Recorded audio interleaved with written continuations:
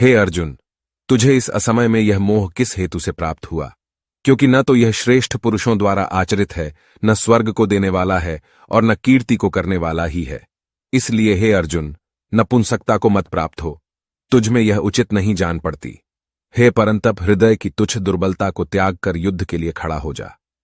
अर्जुन बोले, हे मधुसूदन, मैं रणभूमि में किस प्रकार बाणों से भीष्म पितामह और द्रोणाचार्य के विरुद्ध लड़ूंगा? क्योंकि हे अरिसूदन, वे दोनों ही पूजनीय हैं। इसलिए इन महानुभाव गुरुजनों को न मारकर मैं इस लोक में भिक्षा का अन्न भी खाना कल्याणकारक समझता हूं। क्योंकि गुरुजनों को मारकर भी इस लोक में रुधिर से सने हुए अर्थ और कामरूप भोगों को ही तो भोगूंगा। हम यह भी नहीं जानते कि हमारे लिए युद्ध करना और न करना, इन दोनों में से कौन सा श्रेष्ठ है, अथवा यह भी नहीं जानते कि उन्हें हम जीतेंगे या हमको वे जीतेंगे, और जिनको मारकर हम जीना भी नहीं चाहते, वे ही हमारे आत्मीय धृतराष्ट्र के पुत्र हमारे मुकाबले में खड़े हैं। इसलिए कायरता रूप दोष से उपहत हुए, स्वभाव वाला तथा धर्म के विषय में मोहित चित्त हुआ, मैं आपसे पूछता हूं कि जो साधन निश्चित कल्याणकारक हो वह मेरे लिए कहिए। क्योंकि मैं आपका शिष्य हूं, इसलिए आपके शरण हुए मुझको शिक्षा दीजिए।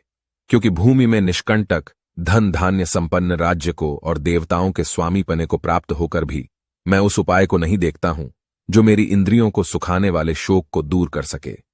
श्री भगवान बोले, हे अर्जुन, तू न शोक करने योग्य मनुष्यों के लिए शोक करता है और पंडितों के जैसे वचनों को कहता है, परंतु जिनके प्राण चले गए हैं उनके लिए और जिनके प्राण नहीं गए हैं उनके लिए भी पंडितजन शोक नहीं करते।